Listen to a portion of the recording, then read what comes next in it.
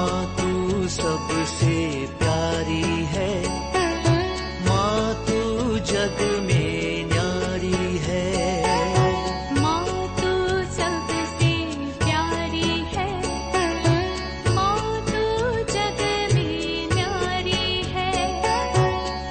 अपने आंचल में रखना, अपने आंचल में रखना।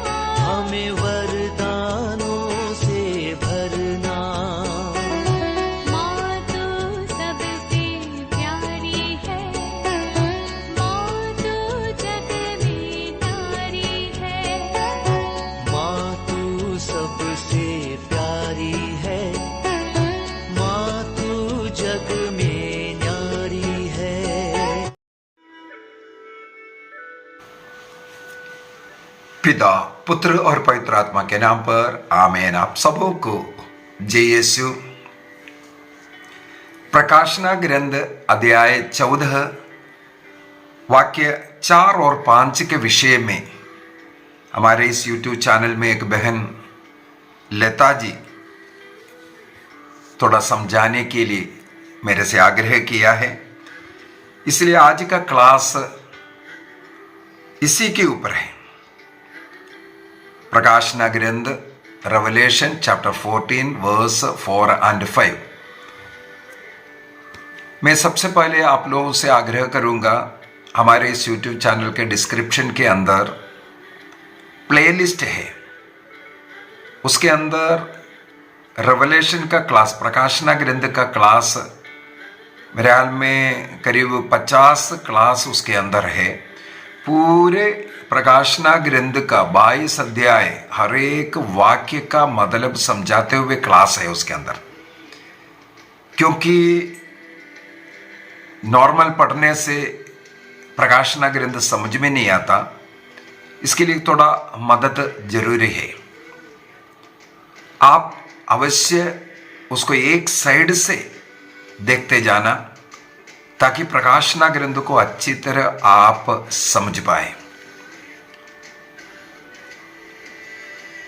यदि प्रकाशना ग्रंथ को आप सही रूप से नहीं समझेंगे, पाषंडनामे पढ़ करके गलत शिक्षाएं आपके दिमाग के अंदर रखना पड़ेगा, क्योंकि अनेकों लोग इसकी गलत शिक्षाएं दे रहा है। इसलिए प्रकाशना ग्रंथ का सही व्याख्या सीखना बहुत ही जरूरी है। अब हम लोग प्रकाशना ग्रंथ अध्याय 14 का वाक्य 4 और 5 को समझने के लिए केवल यहां पर सीखने से आपको इसका सही व्याख्या, सही उत्तर नहीं मिल पाएगा। पूरे बाइबल को सीखने के बाद अन्य जगहों पर इसके विषय में क्या कहा है, दूसरी बात ये लोग जिसके विषय में जो लिखा है वो ये लोग कौन है। अध्याय 14 का ही वाक्य 1 से अगर हम पढ़ेंगे, वहां पर 1,44,000 लोगों के विषय में लिखा हुआ है। केवल अध्याय 14 में ही नहीं लिखा, यदि हम लोग अध्याय 7 को पढ़ेंगे, वहां पर भी ये 1,44,000 लोगों के विषय में लिखा है। इसका मतलब इनके ये कौन है, क्या है, इसको भी सब अच्छी तरह सीख ले। इसके बाद वाक्य 4 में और 5 में लिखा हुआ जो बातें हैं उसको अपने आप हम समझ पाएंगे। इसलिए सबसे पहले प्रकाशना ग्रंथ अध्याय 7 में जाते हैं। प्रकाशना ग्रंथ अध्याय 7 का वाक्य 1 से अगर हम पढ़ेंगे, 2 से पढ़ लेते हैं। मैंने एक अन्य दूत को पूर्व से ऊपर उड़ते हुए देखा, जीवंत ईश्वर की मुहर उस दूत के पास थी। इस मुहर को कहते हैं संरक्षण की मुहर।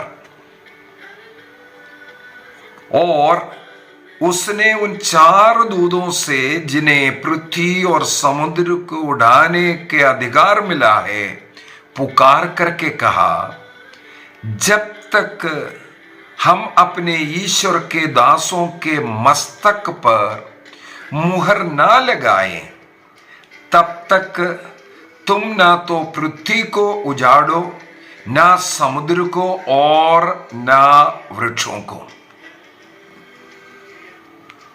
अर्थात संरक्षण की मुहर लगाने तक इंतजार करने के लिए कहा।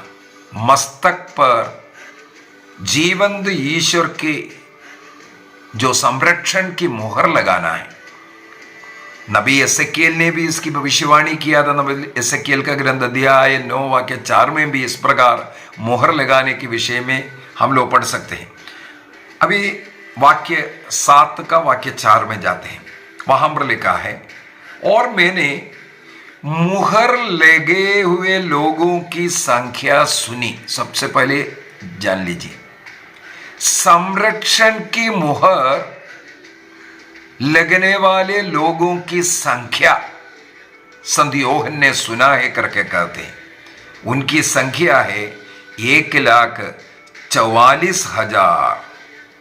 इसका मतलब 1,44,000 का अध्याय 14 में जो संख्या है, जो पवित्र जीवन जी रहा है, मेमने के साथ चल रहा है, उनके विषय में वहां पर जो लिखा हुआ वो 1,44,000 लोग कौन हैं? अध्याय 7 से हमें पता चला कि जिनके माथे पर संरक्षण की मोहर लगा करके वो प्रभु का है, चुने हुए लोग हैं।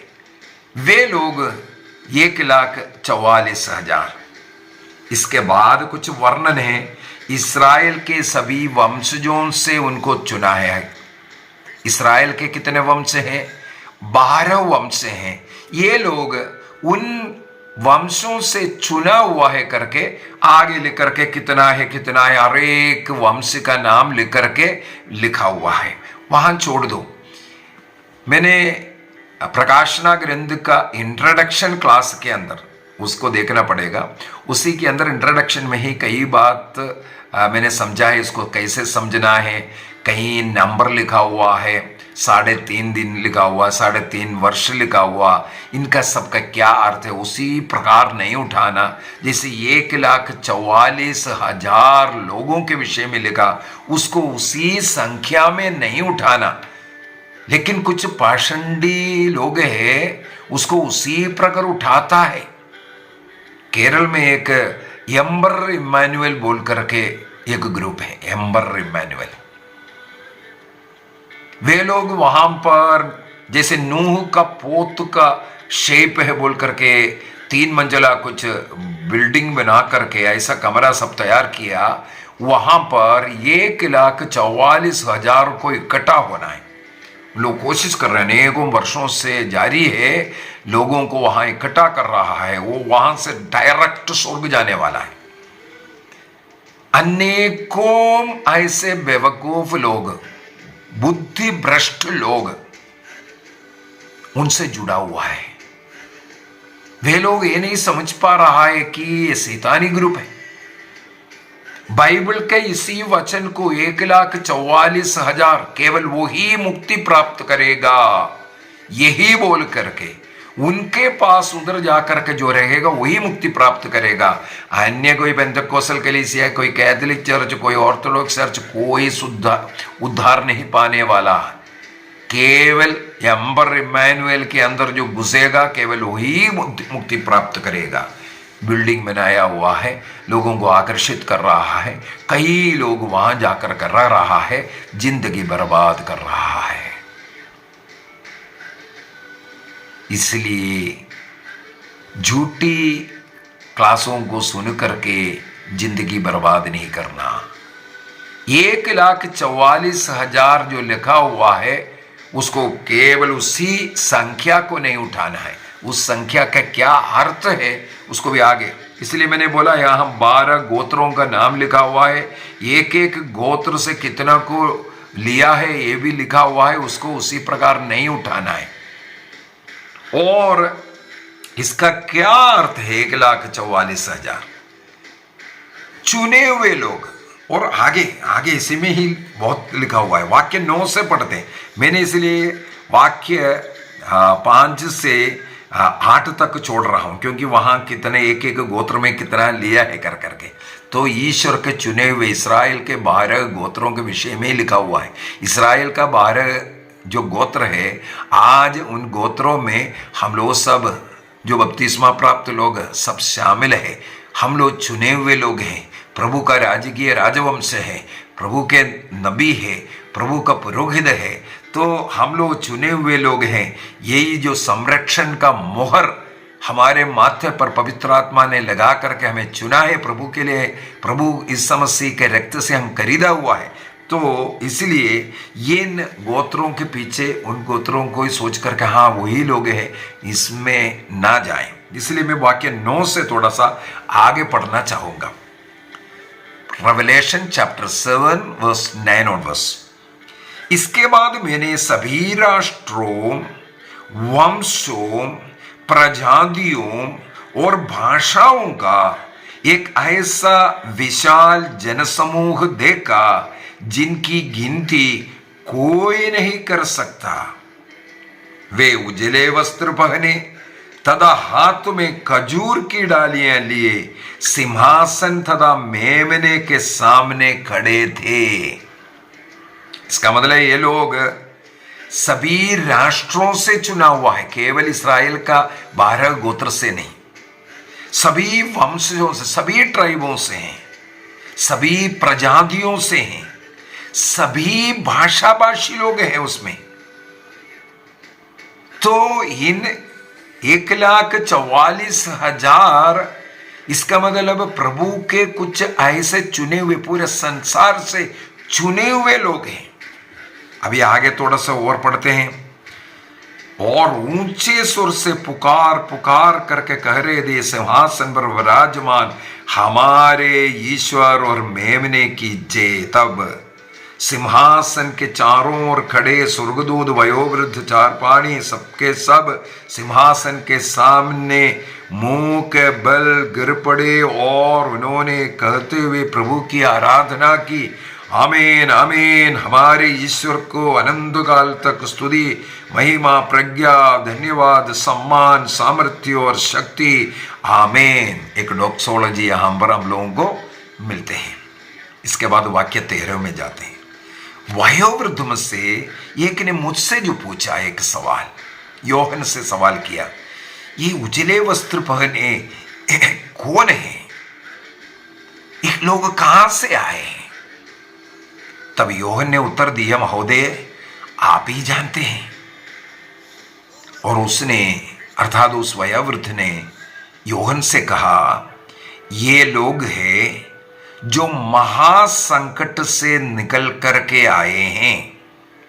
इन्होंने मेमने के रक्त में अपने वस्त्र धोकर उजले कर दिए हैं, इसलिए ये मेमने के सामने, सिंहासन के सामने खड़े होने का योग्य है।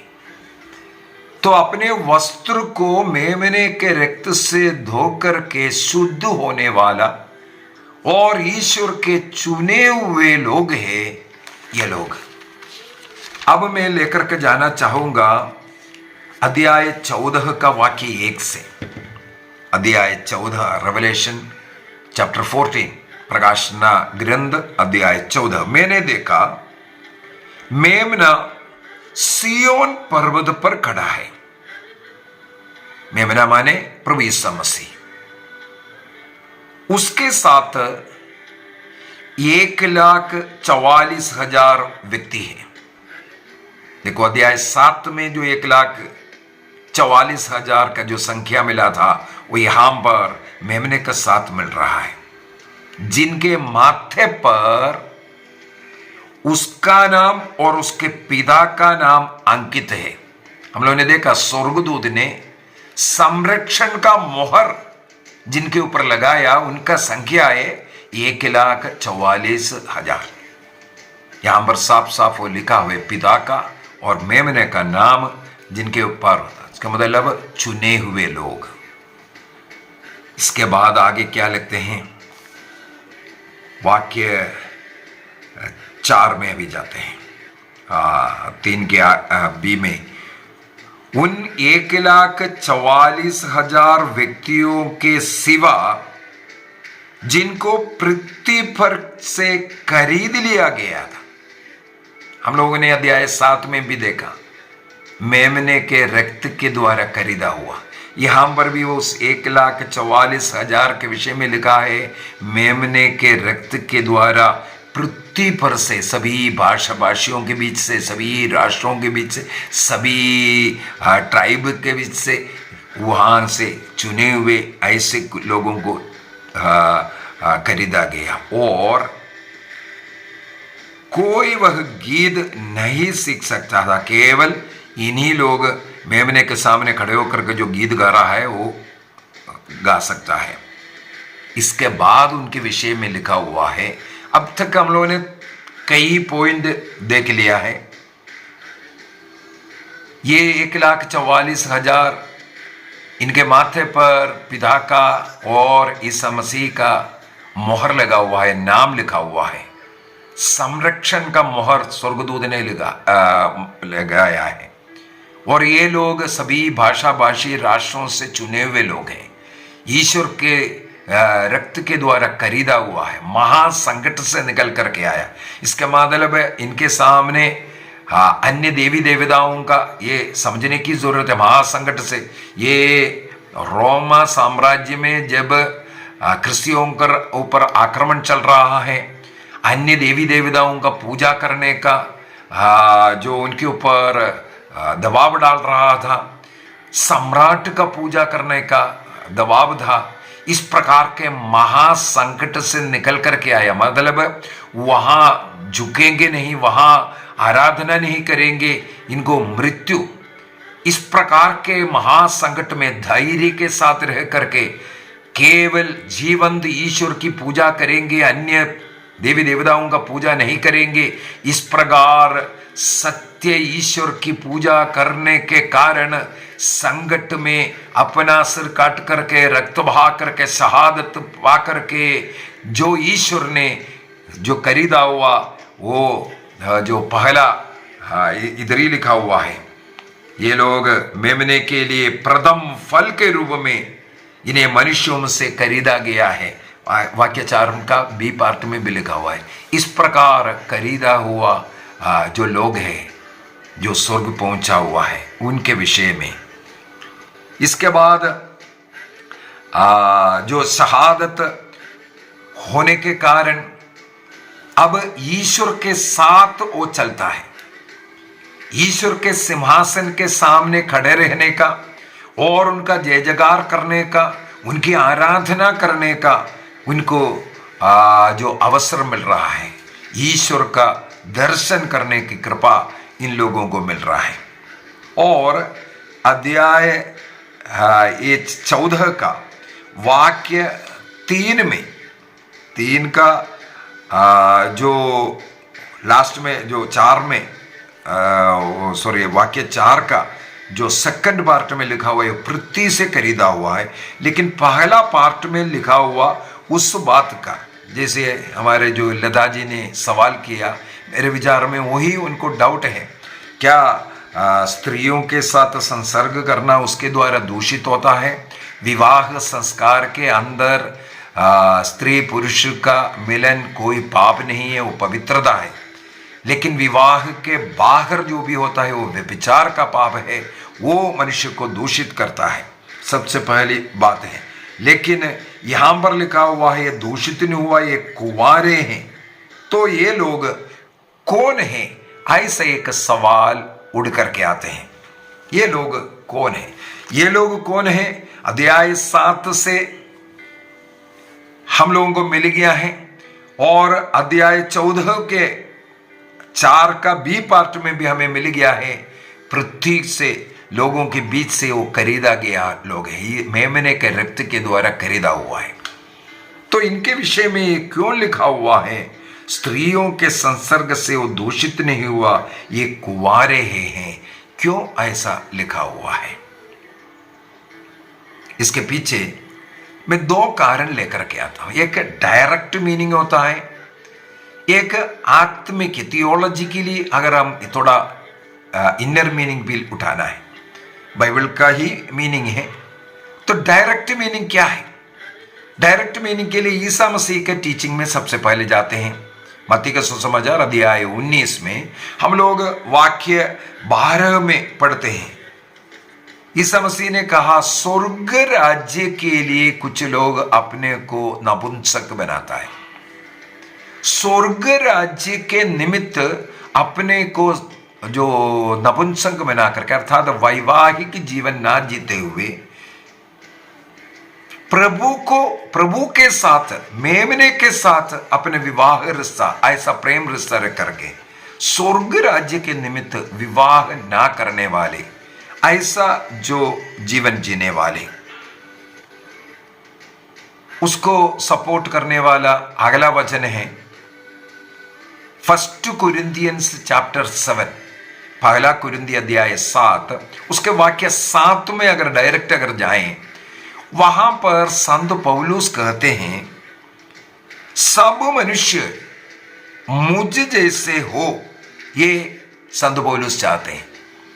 संत पौलुस एक अविवाहित व्यक्ति था। संत पौलुस प्रभु के लिए, स्वर्ग राज्य के लिए इस प्रकार का एक जीवन शैली को अपनाया। प्रथम स्थान प्रभु को देने के लिए, प्रभु को हमेशा खुश करने के लिए, प्रभु के लिए जीने के लिए उन्होंने अपने को नपुंसक बनाया था। इसके बाद संत पौलुस स्वयं लिखते हैं, मैं चाहता हूं हर प्रत्येक मनुष्य मुझ जैसे बन जाए। क्यों संत पौलुस ने ऐसा लिखा? इसके बाद वो ये भी लिख रहा है, ईश्वर की ओर से हर एक के लिए अपने अपने एक वरदान है। किसी को विवाह करने के लिए, किसी को अविवाहित रह करके प्रभु की सेवा में लगे रहने के लिए। इसका ये मतलब नहीं है विवाहित लोग प्रभु का सेवा नहीं कर रहा हो है, लेकिन हमारा एक कुछ प्रायोरिटी, इसलिए पहला कुरिन्थी अध्याय 7 को पूरा पढ़ना बहुत ही सुंदर तरीके से ये समझा कर रखा हुआ है। जो विवाहित लोग हैं, अपने पत्नी को, अपने जीवन साथी को खुश रखने के लिए, अपने परिवार को हमेशा खुश रखने के लिए, उनकी चिंता हमेशा उनके मन में रहता है। लेकिन हमें मालूम है, हमारे कैथोलिक पुरोहित लोग हैं, हमारे सिस्टर जन हैं, अविवाहित रह करके प्रभु की सेवा करता है, उनके मन में हमेशा कलीसिया की चिंता होता है। कलीसिया को किस प्रकार प्रभु की ओर लेकर के जाएं, इस प्रकार का चिंता रखने वाला, प्रभु की चिंता रखने वाला और प्रभु के निमित्त ऐसा वैवाहिक जीवन को त्यागने वाला और प्रभु के उस बुलाहट को स्वीकार करते हुए आगे बढ़ने वाले ये लोग, इस प्रकार का एक जीवन शैली के विषय में लिखा हुआ है। तो यहां पर अगर ऐसा लिखा हुआ है, ये स्त्रियों से संसर्ग नहीं हुए और कुंवारे हैं, इसका एक डायरेक्ट मीनिंग, इसका मतलब प्रभु के लिए अपने को नपुंसक बना करके जो जी रहा है, पवित्र जीवन जी रहा है, अपवित्रता का जीवन नहीं, पवित्र जीवन, मेमने के समान, मेमना मेरा दुल्हा, ये समझ करके, ये स्वीकार करते हुए जीने वाला है। इसका एक आध्यात्मिक मीनिंग भी है, थियोलॉजिकल मीनिंग पूरे बाइबल के अंदर हम देख सकते हैं। विशेषकर पुराने विधान में बार बार सिखाने वाला एक बात यह है, सत्य ईश्वर को छोड़ करके पराये देवी देवताओं के पास जाना, एकमात्र ईश्वर, सृष्टिकर्ता ईश्वर को छोड़कर सृष्टि को ईश्वर मानना, प्रकृति को, सूर्य चंद्रमा को, पौधों को, वृक्षों को, जानवरों को, मनुष्यों को ईश्वर मान करके उसकी पूजा करना, इसको बाइबल के अनुसार व्यभिचार कहते हैं। व्यभिचार। मैं एक छोटा सा उदाहरण बाइबल का ही लेकर के पढ़ना चाहूंगा। लेवी ग्रंथ के अंदर इस प्रकार मूर्ति पूजा से दूर रहने के विषय में लिखा हुआ है। लेवी ग्रंथ अध्याय 19 का वाक्य 26 को देखेंगे, वहां पर लिखा हुआ है, तुम ना तो सगुन विचारना, ना भूत प्रेत की साधना करना। वाक्य 31 में लिखा है, भूत प्रेत साधना वालों और ओझों के पास तुम नहीं जाना और उनसे कोई प्रश्न नहीं करना।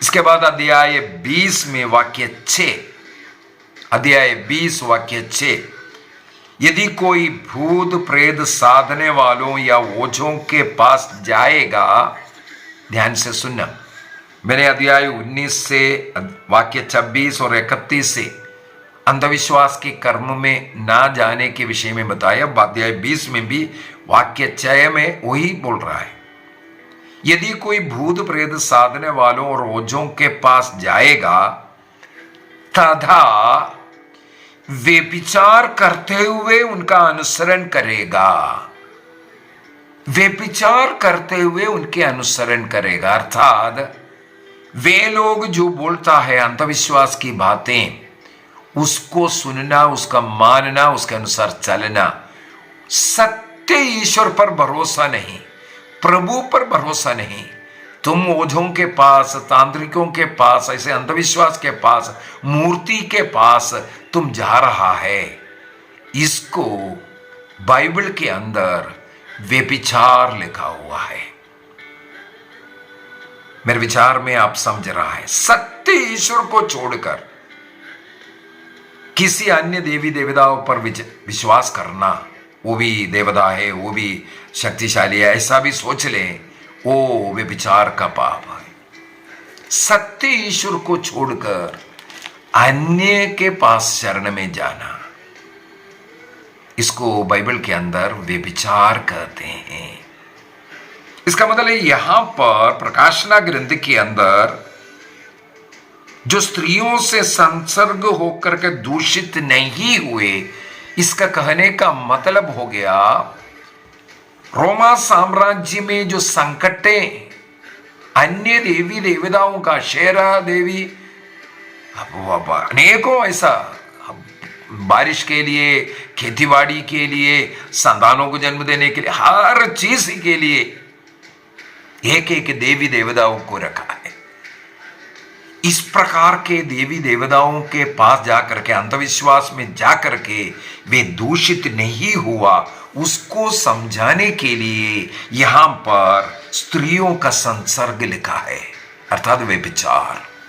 सत्य ईश्वर को छोड़कर अन्य देवी देवता या उनके ऊपर जो संकट आया था, महासंकट आया था, तभी ये विचलित नहीं हुआ, वे उन मूर्तियों के सामने दंडवत नहीं किया, ये बोलने के लिए यहां स्त्रियों का संसर्ग से ये दूषित नहीं हुआ, ये कुंवारे हैं करके लिखा है। अभी इसका एक और अर्थ प्रकाशना ग्रंथ अध्याय 17 के अंदर आगे चल करके एक महावेश्या के विषय में लिखा हुआ है। उस महावेश्या यही है अंधविश्वास का कार्य, ऐसे ऐसे देवी देवताओं का मूर्ति पूजक, ऐसे भ्रष्ट होना, नष्ट होना, आगे चल करके हमें मिलेगा। अनेकों लोग इस प्रकार नष्ट हुआ, तो उसको महावेश्या कर करके नाम डाला हुआ है। तो इस प्रकार दूषित नहीं होने वाला उस स्त्री, उस महावेश्या का, जैसे अध्याय 17 में जो वर्णन किया, इस प्रकार अंधविश्वास में नहीं पड़ा, मूर्ति पूजा में नहीं पड़ा, देवी देवताओं के शरण में नहीं गया, तंत्र मंत्र जादू टोना अविश्वास की कोई भी कार्य नहीं करने वाला, उनको ही इसके अंदर कुंवारा लिखा हुआ है। मेरे विचार में आप लोग इसको समझ लिया है। वाक्य 5 में लिखा है, उनके मुख में झूठ नहीं पाया क्योंकि वो अनिग्ध हैं, सत्य ईश्वर से जुड़ा हुआ, सत्य के सेवा करने वाले और उस सत्य के लिए अपना प्राण अर्पित करने वाले, ये लोग अनिग्ध हैं। उनके अंदर कोई अशुद्धता, कोई द्वेष, कोई कपटता, कोई ऐसा बुराई नहीं पाएगा, यही इसका अर्थ है। संत अगस्तिन और संत एंड्रू ऑफ कैसरिया, वे भी इसके विषय में लिखा हुआ है। ये जो 1,44,000 के विषय में लिखा, ये पूरे कैथोलिक चर्च है जो मुक्ति प्राप्त कर चुका। प्रभु ईसा मसीह के रक्त के द्वारा खरीदा हुआ, बपतिस्मा के द्वारा अपने माथे पर पिता का पुत्र का जो नाम अंकित किया हुआ लोग, जो सच्चा गडरिया तो सत्य वचन के अनुसार जी रहा है, प्रभु ने जो कुछ कहा उसके अनुसार जीने वाला वो कलीसिया का वो सदस्य, ये है ये 1,44,000। संत एंड्रयू ऑफ कैसरिया कहते हैं, दुनिया में अनेकों प्रकार का पाषंडता बढ़ करके आ रहा है। बाइबल को गलत मतलब से सिखा करके और प्रभु ईसा मसीह का स्थापित कलीसिया के विरुद्ध में झूठे अभियोग लगा करके अपना अपना कलीसिया बना करके अनेकों पाषंडताएं बढ़ते जा रहा है। यहां पर लिखा हुआ इस महावेश्या से संसर्ग ना करना और कुंवारे रहने का मतलब है ऐसे पाषंडताओं में ना पड़ना। जैसे मैंने बोला एम्बर एम्मानुएल अनेकों लोगों को अपने चपेट में कर दिया है, अनेकों लोगों का जिंदगी बर्बाद है, वहां से अनेकों लोग भाग रहा है। क्या कारण है? जिसको समझ में आया वहां रह करके वो झूठा ग्रुप है, ये 1,44,000 का अर्थ क्या है वो जिन्होंने समझ लिया वो वहां से भाग जाते हैं, लेकिन जो निकलता है उनको भी मार डालता है करके सुनने में आ रहा है। अनेकों केस केरल देश में चल रहा है, हर कोर्ट में चल रहा है, लेकिन आंख बंद कर करके उस पाषंडता में अनेकों लोग जाकर के गिर रहा है। इस प्रकार का अभी संत एंड्रयू ऑफ कैसरिया कहते हैं, इस प्रकार के पाषंडता में ना पड़ने वाले, प्रभु के कलीसिया से जुड़े रहने वाले, वही है ये 1,44,000 जो स्त्रियों के संसर्ग से दूषित नहीं हुआ, जो कुंवारे। बहुत ऐसा उदाहरण मिलेगा। मेरे विचार में आपको उसका क्या अर्थ है समझ आएगी। हम अपने आंखें बंद करें, प्रभु को धन्यवाद दें। सत्य कलीसिया की शिक्षा के अनुसार चलने का और इन 1,44,000 का संख्या, जी हाँ हमारी संख्या है, मैं भी उसमें हूं। विश्वास कीजिए, माथे पर प्रभु का, पिता का, पुत्र का नाम का मुहर लगने वाला, बपतिस्मा के द्वारा और इस सत्य कलीसिया से जुड़े रहकर प्रभु का शरीर रक्त को ग्रहण कर जो बाइबल सिखाया उसके अनुसार जीने वालों का, जो प्रभु ने प्रथम फल के रूप में जो खरीदा, उनकी संख्या, वो कुंवारे हैं, वो अनित्य है, वो मेमने के साथ रहता है। प्रतिदिन मेमने के साथ चलकर प्रभु का शरीर रक्त को ग्रहण करने वाले, प्रभु से जुड़े रहकर पवित्र जीवन जीने वाले हमारी संख्या है। ये संख्या 1,44,000 का मतलब है 12 गुना 12। बाइबल पंडितों का मत है 12 ट्राइब और 12 मेमने के वो प्रेरित, उनका गुना है 144, उसको 1000 से गुना करना मतलब अनगिनत संख्या है, अनगिनत संख्या है 1,44,000।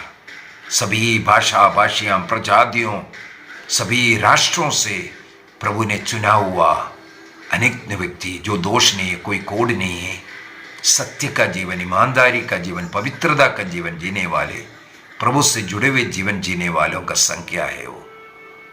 धन्यवाद दीजिए पिता, पुत्र और पवित्र आत्मा के नाम पर। आमीन। आप सबों को जय यीशु।